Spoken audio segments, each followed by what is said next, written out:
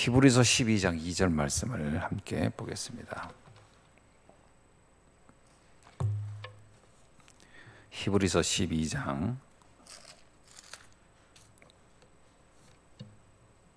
2절 말씀 보겠습니다.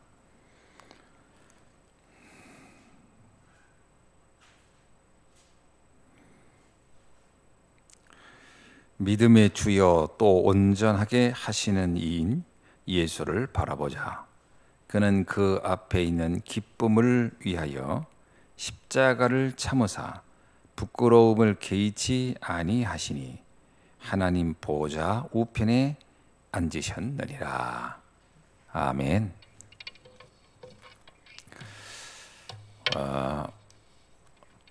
아홉 가지 세팅이라고 하는 이 메시지를 우리는 계속 지금까지 받았습니다. 무엇을 아홉 가지 세팅이라고 하는가? 보좌의 축복, 시공간의 축복, 그리고 237의 빛, 세 가지 초월이라는 말씀을 우리는 받았고요. 그리고 우리가 창세기 1장 27절, 그리고 창세기 2장 7절, 창세기 2장 1절로 18절의 말씀으로 우리가 또 세팅을 해야 한다. 그래서 세 가지 세팅이라는 말씀을 받았습니다. 그리고 세 가지 전무후무한 응답을 놓고 우리가 또 인도를 받아가야 한다라고 했습니다. 하나님의 절대 계획, 그리고 하나님의 전무후무한 응답, 그리고 오직 유이설 재창조의 응답 속에 있어야 한다, 이런 말씀을 해 주셨습니다.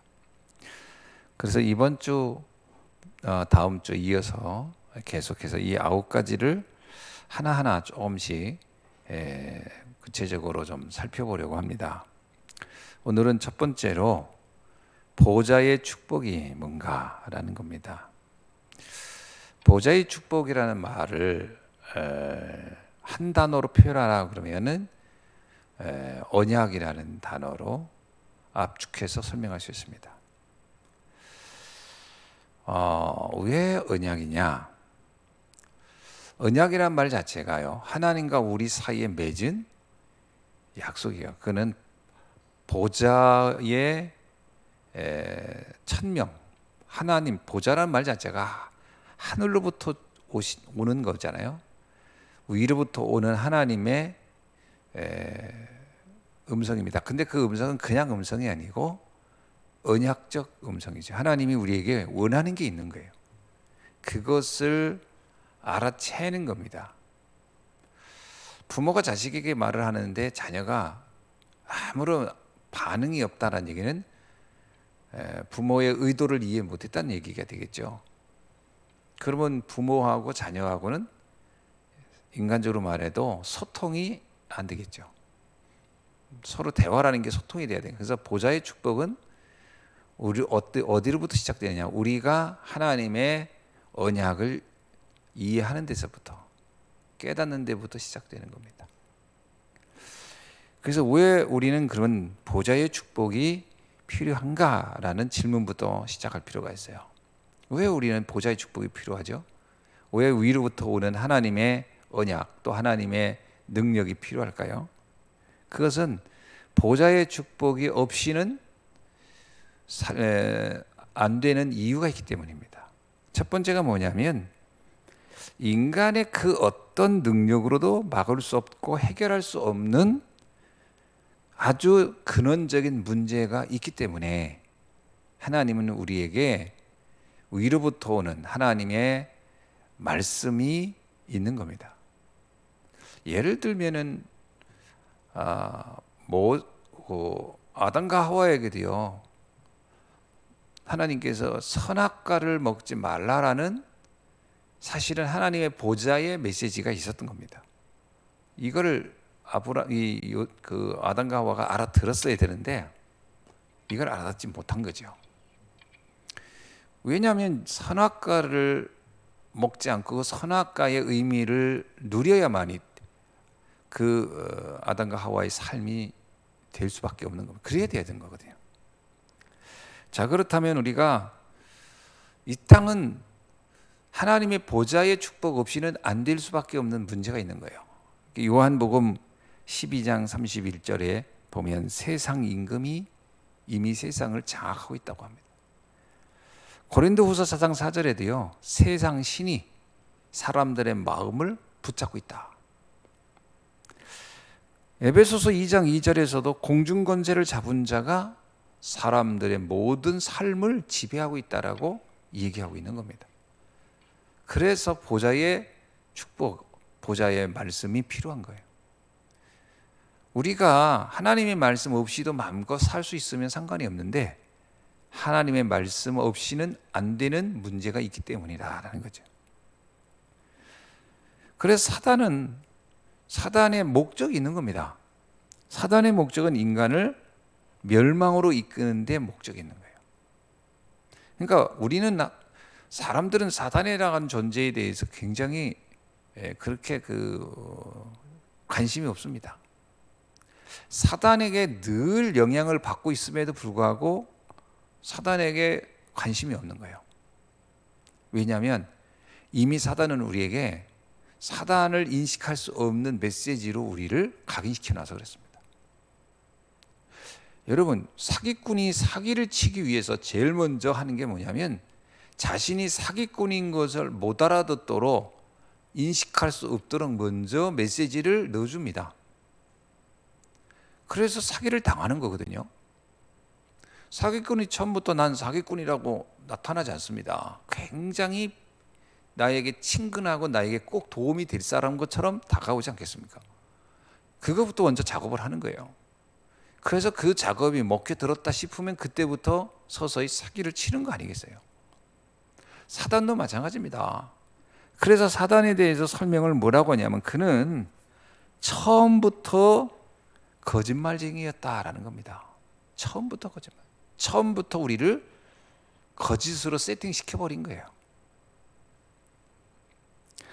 그래서 요한복음 8장 44절은 그는 처음부터 살인한 자요. 영적인 세계를 사람들이 인식할 수 없도록 마비시켜놔 그랬다. 그렇죠? 그 부분이 감각이 없도록 만들어버렸어요. 그리고 그는 거짓의 아비다. 이렇게 표현되어 있습니다. 요한복음 10장 10절에 보니까 그는 도둑질하고 죽이고 멸망시키는 존재다 하는 거예요. 그러나 사람들은 잘 모릅니다. 에베소서 2장 3절, 2절 3절로 봐도요. 사람들은 우리가 마음대로 하고 내 육체에 원하는 대로 하는 것이 굉장히 괜찮은 것이라고 생각한다는 거 하잖아요. 그게 왜냐? 이미 그러한 사단의 거짓말에 완전히 중독돼 버린 거죠. 그러니까 무엇을 해도 잘 몰라요. 나중에는 사단이 가지고 노는 거죠. 이렇게 우리는 하나님의 말씀, 위로부터 오는 말씀이 아니고는 안 되는 이유가 있다는 겁니다. 그래서 우리 자녀가 만약에 사기꾼에게 사기당하고 있다 그러면 부모가 그걸 알고 있는 부모가 말해주겠죠. 그럼 왜 저 말씀을 할까? 그것을 인식하는 거로부터 시작되는 겁니다. 사실은 보좌의 축복은 그래서 그게 보좌의 축복이 되는 거예요. 아, 저 말씀이 뭘 말하는지, 왜 나한테 저 말씀을 주시는지를 인식하는 데서부터 시작되는 거예요. 그렇지 않으면 보좌의 축복이 아니라 보좌의 간섭이 되는 거예요. 그렇죠? 보좌의 축복이 아니죠. 만약에 지금 내 상황이 어떤지를 영적으로 인식하는 눈이 없다. 그러면은 하나님의 말씀은 굉장히 나를 불편하게 하는 말씀이 되는 겁니다. 그래서 우리가 강단의 말씀을 들으면서도 이 강단의 말씀이 만약에 정확한 복음이다. 근데 듣는데 그게 맞아 저거야 이렇게 이해가 안 되고요. 불편한데 그러면 뭐예요? 뭔가 내가 이전에 세팅된 것으로부터 이게 인식이 안 되는 거예요. 그런 경우가 있을 수 있겠죠. 그래서 주님은 우리에게 근원적인 언약을 말씀해 주고 있는 겁니다. 왜 창세기 3장 15절이냐? 바로 근원적 문제에 잡혀 있으니까 그 근원적 문제가 있다, 빠져나오는 길을 먼저 알려주는 거죠. 그래서 여자의 후손이 와서 뱀의 머리를 짓밟을 것이다 라는 말은 보좌의 축복의 메시지 중에 최고인 겁니다. 그걸 먼저 알아들으면 아, 그런 거구나 하고 거기서 빠져나오는 거예요.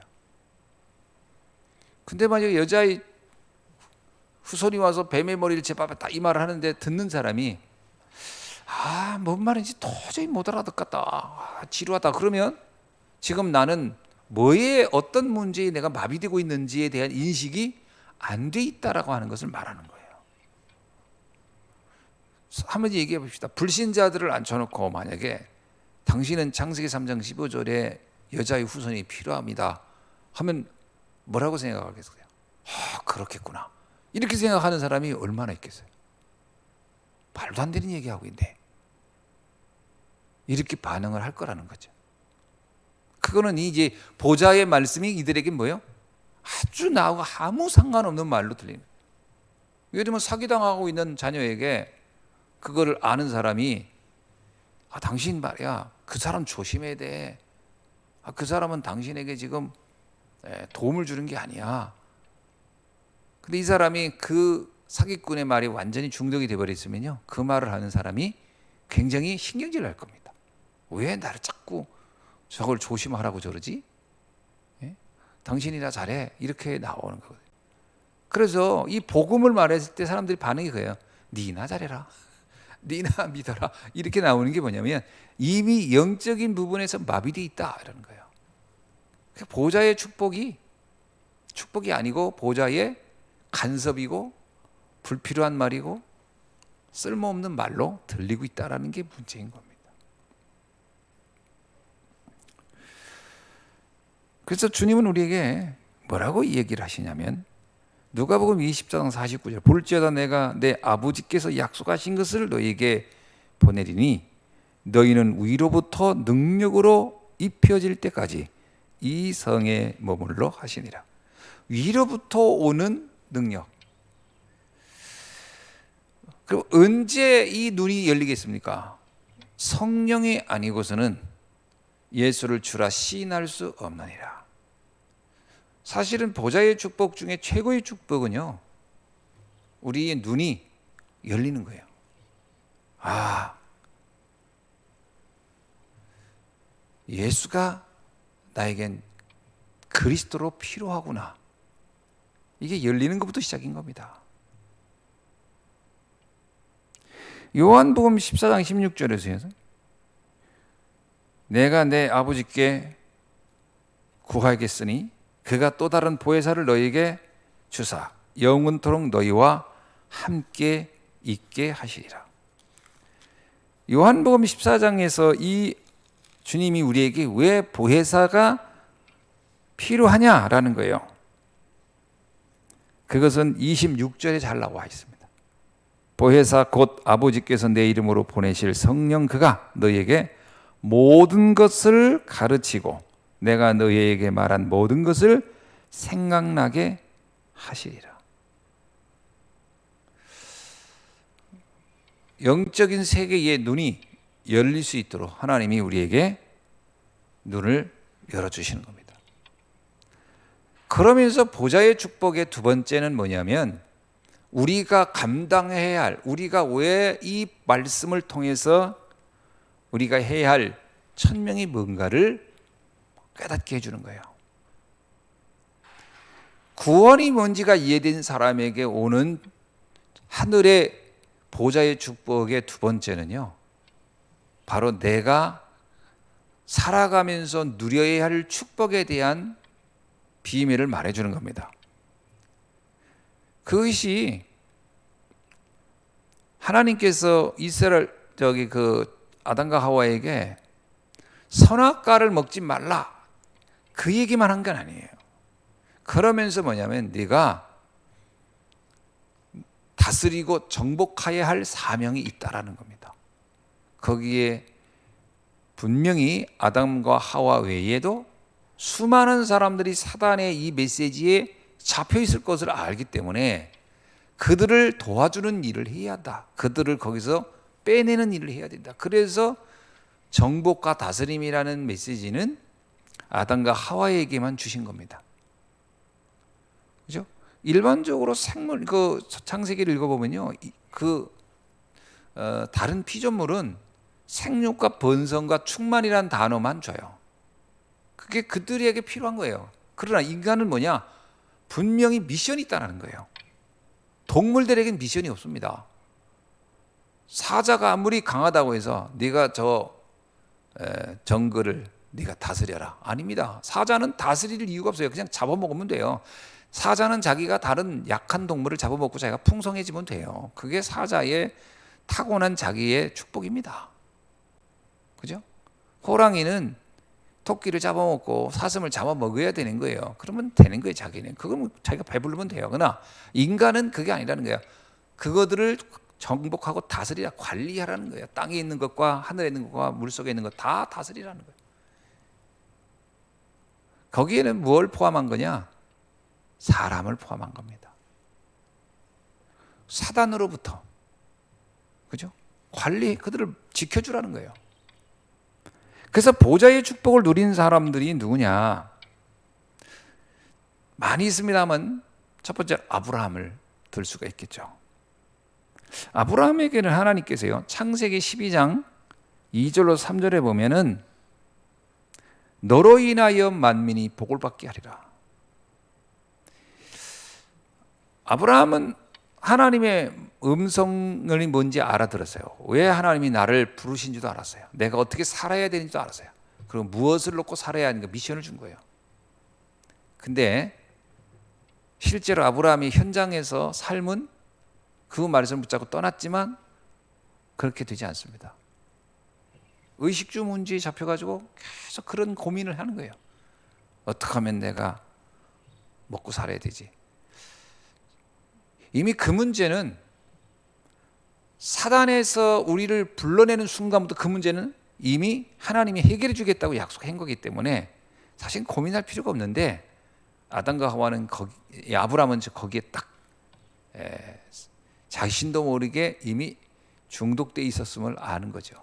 그러니까 자기도 모르게 계속 그쪽으로 가는 거예요. 그러다가 창세기 13장 18절에 헤브론이라는 곳에서 비로소 정신이 번쩍 든 겁니다. 아, 내가 지금 뭐 하고 있지? 내가 이렇게 살면 안 되겠구나. 이건 나의 삶이 아니다.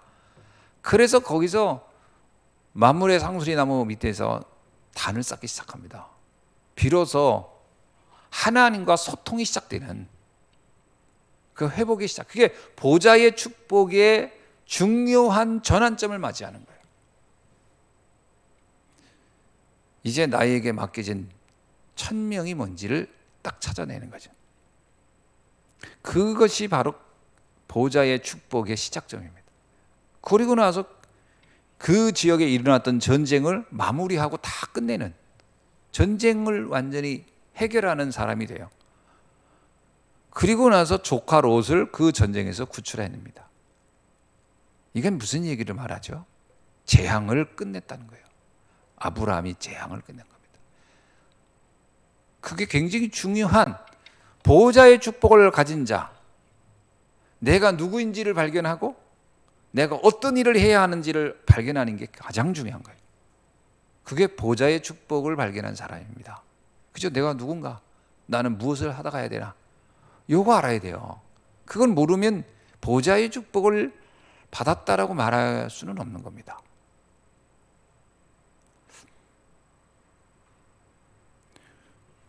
또 한 사람을 소개하겠습니다. 그 사람이 바로 엘리사입니다. 엘리사는 열왕기상 19장 19절에 보니까 엘리야가 아벨 무홀라에서 살던 이 엘리사를 보면서 그때 엘리사는 뭐라고 했냐면 12겨릿소를 가지고 농사를 짓고 있는 농부였어요. 근데 그 엘리사에게 엘리야가 겉옷을 던져요. 이 겉옷을 던진다는 말은 표현은 되게 시적으로 되어 있는 거예요. 그죠? 시적 표현입니다. 엘리야가 엘리사를 보고 겉옷을 던졌다 이렇게 나와요. 무슨 얘기냐면 갈멜산에서 받았던 엘리야의 미션이 있어요. 그게 뭐냐면 하사엘을 아람의 왕으로 세우고 에후를 이스라엘의 왕으로 세워라. 그리고 7천 제자를 찾아라. 왜 그게 필요하냐면 그 시대 자체가 어떤 시대죠? 완전히 재앙으로 우상으로 가득한 시대였어요. 이것을 엘리야가 그의 제자 엘리사를 보고 그 미션을 주는 장면입니다. 겉옷을 던졌다 이 말은요, 나의 이 미션을 네가 이어서 감당하라 이런 의미가 있는 거죠. 그래서 미션 전달이에요. 사실은 하늘의 뜻을 전달해 준 거예요. 이제 이것을 놓고 너 인생을 살아.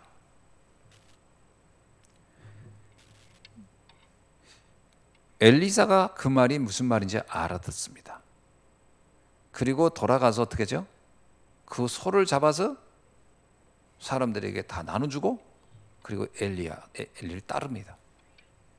그러면서 열왕기하 2장 9절에서 뭐라고 했냐면 성령이 하시는 역사가 갑절이나 있기를 원하나이다. 그게 길갈에서 얘기하는 겁니다.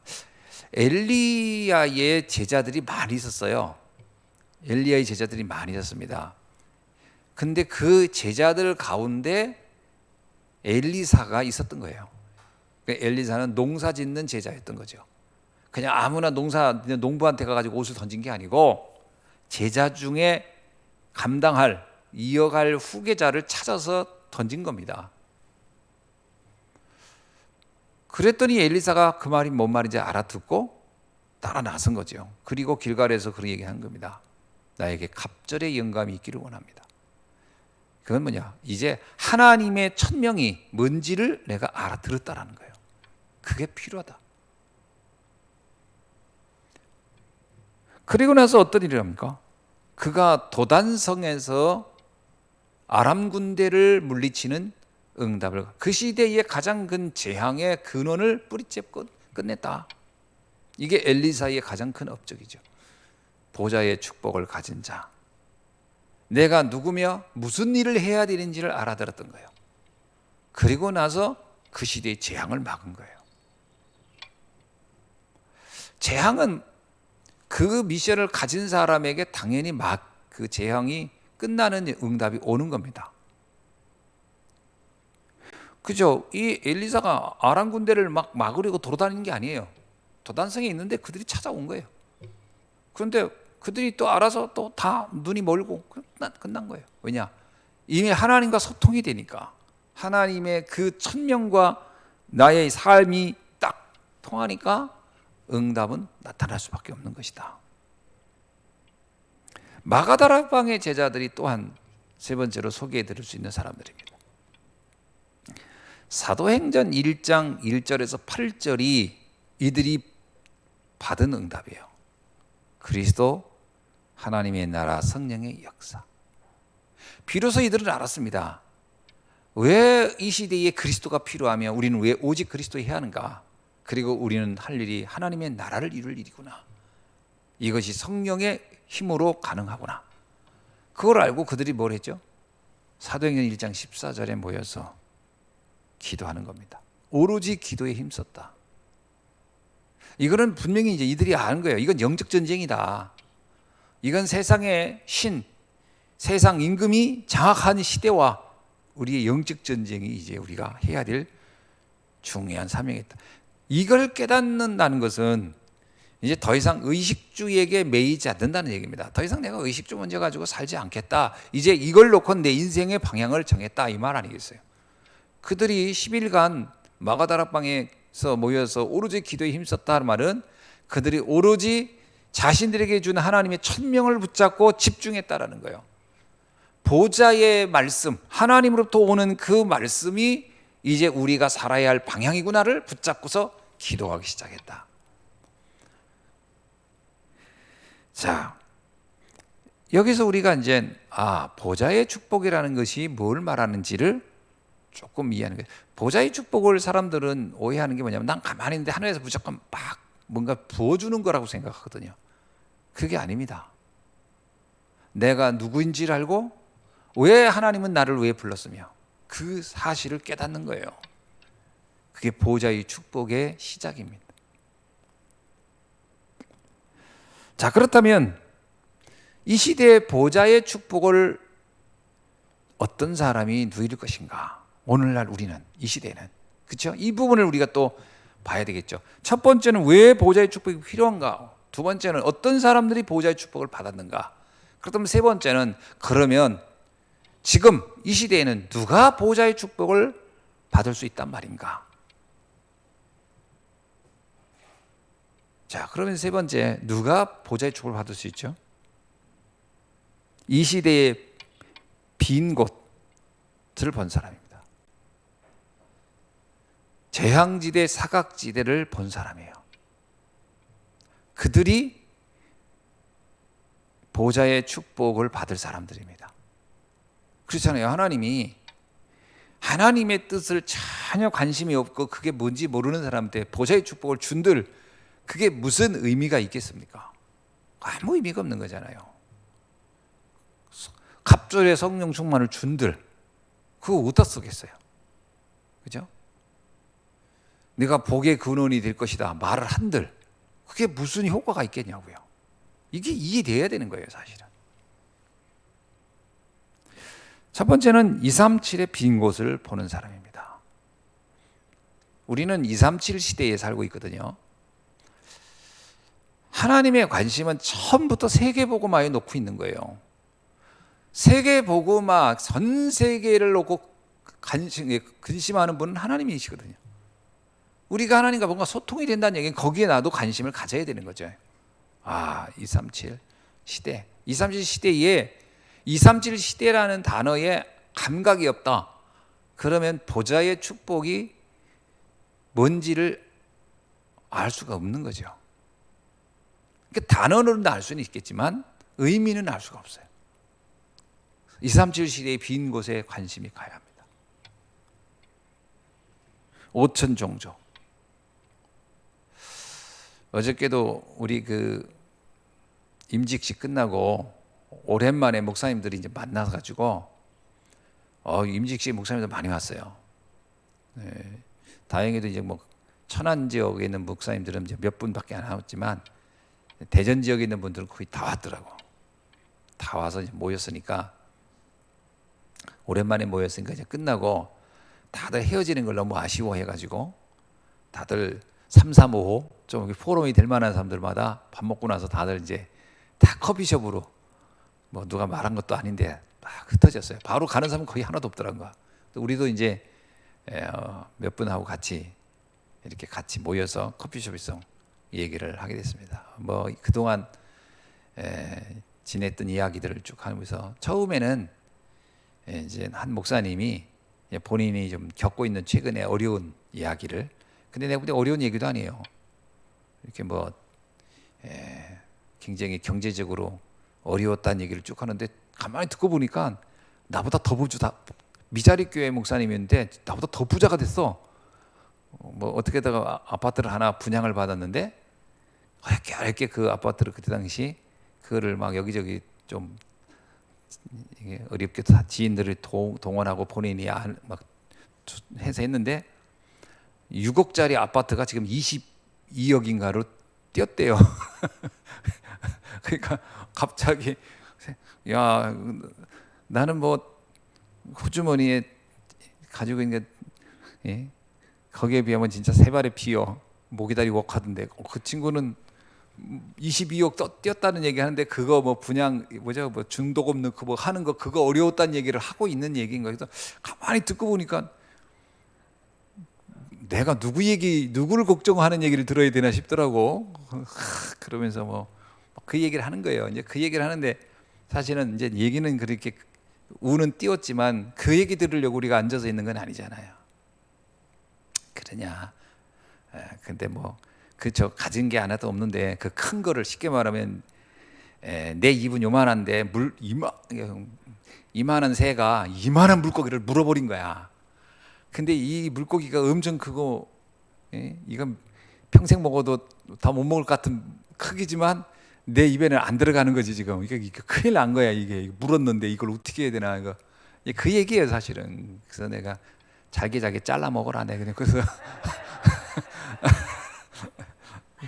이제 그 얘기를 한 거지. 잘게 자르고 먹으면 되지 않냐. 그래서 뭐 전세 이제 본인도 그렇게 얘기하고 있더라고. 이제 사실은 제가 살 집은 아니고 이제 이렇게 기간이 지나면 전세 놨다가 나중에 다 팔고 차액금이 생기면 그거 가지고 이제 교회 처음으로 이제 교회 전세도 이제 지금까지 맨 월세만 내고 있는데 그것 때문에 전세도 만들고 뭐 이제 자기 사택도 안정적으로 좀 이렇게 할 수 있는 그런 계획이 생기니까 일단 한편으로는 굉장히 흐뭇한데 지금 당장은 이걸 어떻게 감당해야 되나 이제 그 얘기를 하는 거죠. 그래서 내가 잘게 잘라 먹으면 되겠지 뭐 그러고 말았는데 그 얘기는 이제 지나간 얘기였고요. 문제는 본격적으로 이제 그동안 목사님들이 우리들이 같이 이제 그 코로나로 멈춰 있는 동안에 있었던 선교 현장 이야기들을 싹 풀기 시작한 거예요.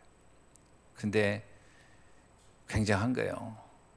그 전에는 여러 나라에 있는 이제 그 완전히 그 복음 없는 그곳에 복음 증거하러 가서 막 했던 이야기들을 쭉 하시다가 그 문이 코로나 사건으로 딱 닫히면서 국내에 문이 열리기 시작하는데 완전히 지금 그 기존 교회 이번에 그 코로나 때문에 개신교회 이거는 저 진리 뭐죠 질병 본부 질병관리본부에서 발표한 거예요. 왜냐하면 그 교회들마다 가가지고서 방역 잘해달라고 부탁하고 갔더니 몇 개 교회가 문을 닫았냐면 10,000개.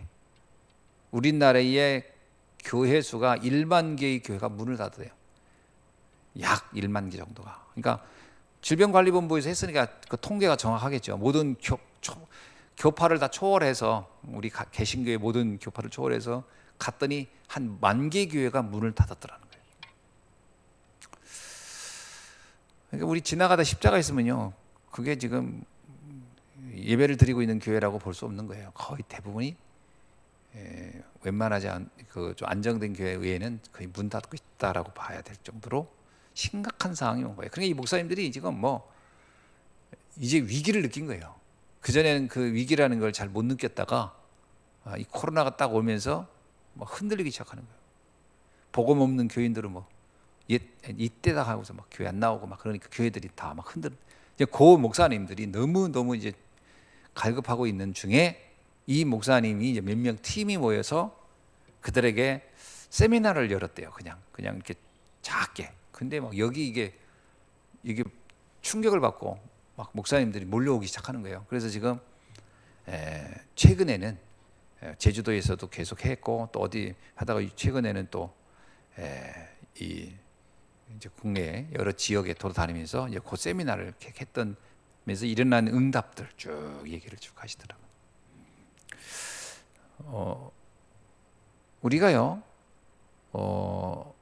우리의 관심을 237 빈 곳에 갖지 않으면 하나님의 보좌의 축복의 비밀과 응답은 그렇게 우리가 피부로 느낄 수가 없는 거죠. 그러면서 얘기하는 게 그거예요. 성도들이 그걸 놓고서 이제 뭐 이런 뭐 미션 여러 가지 이제 교회 미션이 있을 거 아닙니까? 그 미션마다 아예 딱 그 한 사람당 매월 10만 원씩 헌금하도록 이렇게 했대요. 근데요, 성도님들이 굉장히 기뻐하더라는 거예요. 왜냐? 사실은 10만 원을 한 달에 10만 원이니까 뭐 조금씩 이렇게 좀 전략해도 그 정도는 다 만들 수 있는데 뭔가 의미 있는 일을 하고 싶었던 분들이 딱 그렇게 한 분씩 미션을 줬더니 너무너무 좋아하고 같이 관심 갖고 기도하고 그런데 10,000원씩 할 때의 기도하고 10만 원 할 때의 기도가 완전 달라지더래요. 그 성도들이 완전히 원리스가 확 되더래요. 그래가지고 막 기도하고 막 관심 갖고 그러니까 자기가 그 얘기 하는 거예요. 이게 쉽게 말하면 제한적 집중, 선택적 집중, 원리스 집중이 이런 거구나를 실제 최근에 이런 선교 현장과 국내 전도를 하면서 이게 단지 막 우리 교회 부흥시키 그렇다고 그분들 중에 교회 온 사람, 그것 때문에 온 사람 하나도 없죠. 왜? 우리는 전부 다 이제 그러면서 목회자 중심으로 이제 쭉 그 했던 사역에 대한 포럼을 쭉 해주는 거예요. 그러니까요, 그 지금 그 부동산 그 아파트 뛰어가지고서 막 고민했던 이 목사님과 사모님이 막 너무 부끄럽다고. 우리가 지금 이거 놓고 고민할 때가 아닌데. 그렇죠. 그건 알아서 뭐 시간표 지나면 되겠죠. 내가 진짜 관심 가져야 할 것이 이 선교인데 내가 좀 그동안 생각을 잘못한 것 같다. 뭐 이렇게 이제 그 자리에서 우리가 서로 반성도 하고 포럼도 하고 하는 시간이 있었거든요. 저는 그 순간에 이런 생각이 들어요. 이게 보좌의 축복을 누리는 현장이구나. 하나님의 소원과 방향에 안 맞는 건 놓고 아무리 얘기한들 아무리 관심 가져도 그거는 하나님과 아무 상관없는 거예요. 그렇죠? 두 번째는 뭐냐? 교회의 빈 곳입니다. 교회의 빈 곳에 보면은요, 지금 뭐 흔들흔들하는 사람도 너무 많거든. 그것을 놓고 우리가 언약을 전달하는 겁니다. 그래서 중직자들한테 이제야 말로 본격적으로 현장 사역할 때다라는 말을 유 목사님 이번에 또 메시지 주셨거든요. 원래 이제 미자렙에서부터 거의 한 100명에 이르기까지는 그 안에는 뭐 교회마다 다 뭐 딱 100명까지 일하는 건 아니잖아요. 그 정도까지의 여정이죠. 그러면 그거는 담임 목사가 열심히 좀 그 현장을 뛰어서 누구를 세우는 게 가장 중요하냐면 소수의 중직자를 세우는 데까지 하는 역할을 하라는 거예요. 그죠? 중직자를 세우라. 목회자가 열심히 전도도 하고 사람들 만나고 해서 그러면 그 중직자를 세워서 중직자들에게 이제 본격적으로 그 정도 됐으면 중직자에게 미션을 줘서 중직자들이 이제 현장을 뛰도록 해야 그래야 그 이제 100명 단위까지 있는 그런 소규모의 교회에서 100명을 넘어서는 단계로 넘어가는 그 전환점이 바로 거기에 있는 거다. 교회의 빈 곳, 현장의 빈 곳을 공략해 들어갈 수 있는 평신도 사역자들을 세워내야 된다. 이게 저는요, 보좌의 축복을 누리는 중요한 현장이라고 봅니다. 교회의 237의 빈 곳, 교회의 빈 곳, 그리고 세 번째는 뭐냐면 현장의 빈 곳입니다. 이 세 현장의 빈 곳을 마음에 담은 사람. 엘리야가 엘리사에게 뭘 전달했겠어요?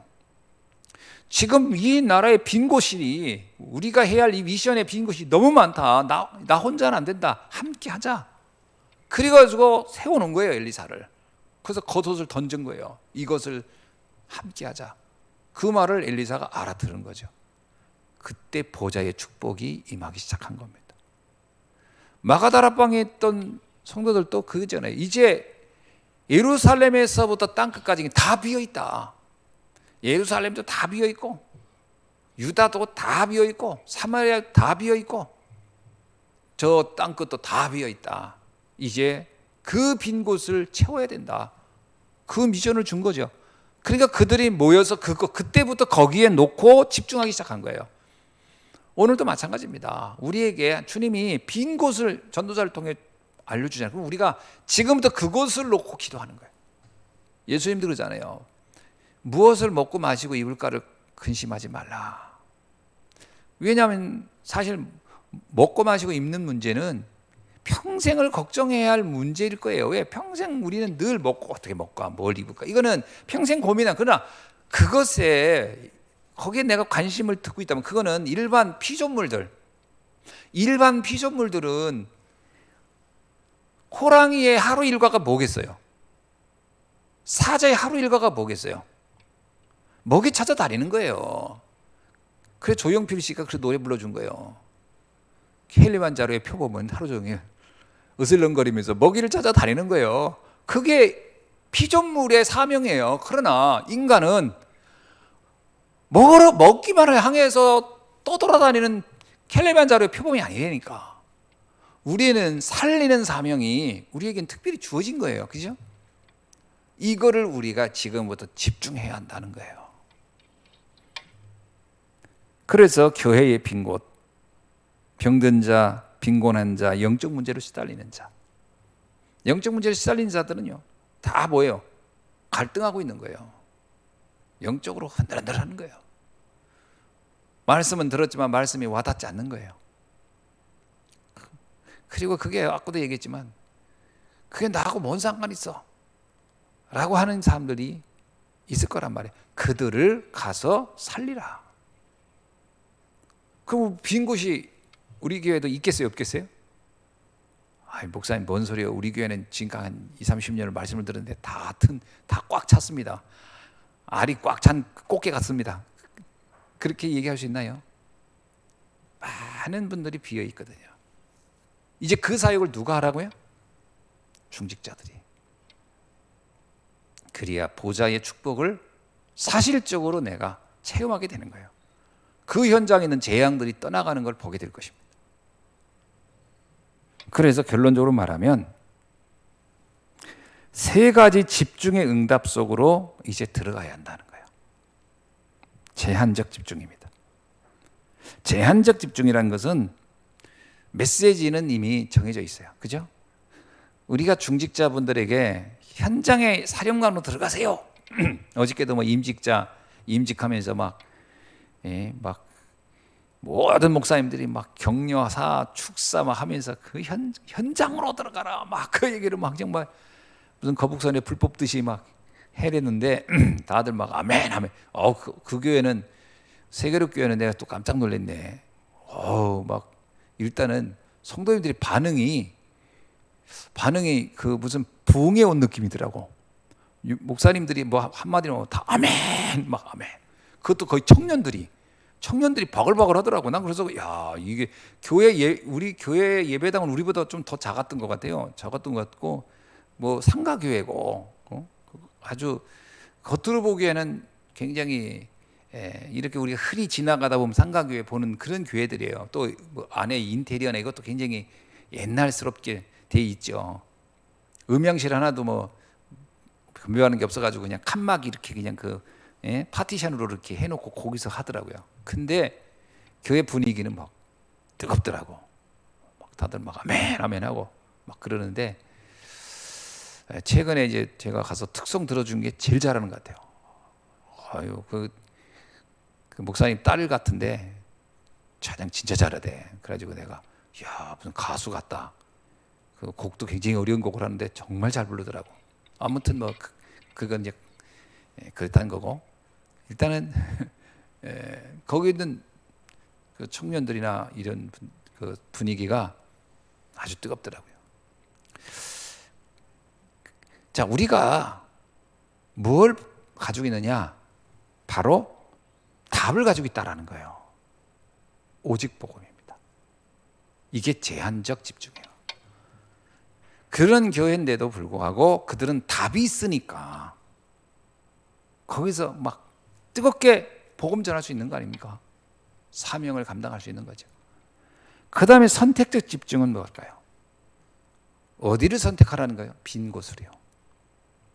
자꾸 이것도요 중요한 것 같고 저것도 중요한 것 같고 그러면은 정말 어렵습니다. 2, 3, 7의 빈 곳, 교회의 빈 곳, 현장의 빈 곳, 그것을 선택적으로 집중해서 우리가 언약 잡아야 돼요. 우리 교회도 보면 지금 한국어 교실이라든지 또 우리 성도님들이 이제 교회에 있는 그 빈 곳을 향해서 가듯 이게 지금부터 그걸 놓고 기도해야 되는 거예요. 선택적 집중. 그러면 원리스에 집중이 될 수밖에 없습니다. 그죠? 바라보는 것이 다 같으면 원리스는 자연이 되는 거예요. 뭐 서로 원리스 합시다. 뭐 생각 다 다른 사람이 모여가지고 맨날 커피 마셔가면서 우리 원리스 합시다. 그거 백날 해봐야 원리스 안 돼요. 그죠? 되게 가요. 원리스란 말을 말할 때 그 말하는 사람이 원리스가 제일 안 되는 사람이 그 말을 제일 많이 한다더라고. 우리 원리스. 가끔 그러잖아요. 우리 으쌰으쌰 합시다. 그게 뭐냐면 으쌰으쌰가 안 되는 거예요 지금. 왜냐? 다 생각이 각각 달라. 그 목사님 포럼 들어보니까요. 전 성도들이 딱 선교 현장을 놓고 딱 그리고 국내에 있는 그 다민족을 향해서 딱 거기서 전부 다 막 미션 클럽 해가지고 다 매달 10만 원씩 여기도 매달 뭐 얼마씩.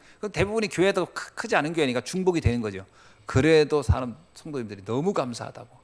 목사님 내가 그동안 어떻게 내가 생각을 했었는데 뭘 어떻게 헌신해야 할지 몰랐는데 이렇게 딱 미션을 주니까 너무 감사하다. 그럼 교회가 자연스럽게 원리스가 확 된다. 아, 이게 원리스 집중이구나를 알겠더라고요. 앞으로 우리 교회도 다민족을 향한, 그리고 교회 빈 곳을 향하여, 현장의 빈 곳은 엘리트, 산업인, 숨겨진 렘넌트들 찾아서 가는 거예요. 이러한 중요한 보좌의 축복을 누리는 귀한 아침이 되기를 주의 이름으로 축원합니다. 기도하겠습니다. 하나님 감사합니다. 오늘 또 보좌의 축복에 관하여 다시 한번 깊이 있게 말씀을 묵상할 수 있도록 하나님 귀한 집중의 시간으로, 집중 기도회로 인도받게 하심을 감사합니다. 오늘 또 주의 성령께서 함께하여 주셔서 내가 누구며 내가 무엇을 해야 하는지를 명확히 알고 우리 모든 예수한교회 성도님들이 정말 중요한 보좌의 축복을 누리는 주역이 되고 모델이 되게 하옵소서. 예수 그리스도의 이름으로 기도하옵나이다. 아멘.